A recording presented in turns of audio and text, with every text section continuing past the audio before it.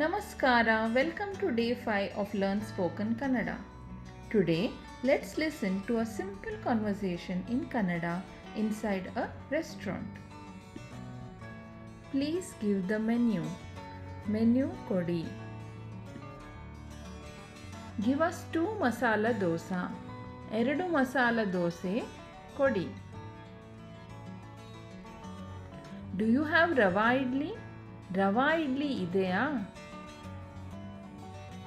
No sir, it is available in the evening.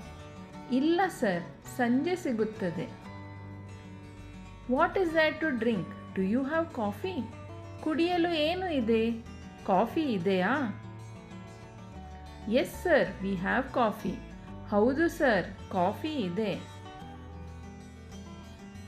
Give us 2 cups of coffee. 2 cup coffee ಕೊಡಿ. How was the tiffin? ತಿಂಡಿ ಹೇಗಿತ್ತು? The tiffin was very good. ತಿಂಡಿ ತುಂಬಾ ಚೆನ್ನಾಗಿತ್ತು. Can you please give the bill? Is there online payment? Bill ಕೊಡಿ. Online payment ಇದೆಯಾ? Yes sir, we have. ಹೌದು sir, ಇದೆ.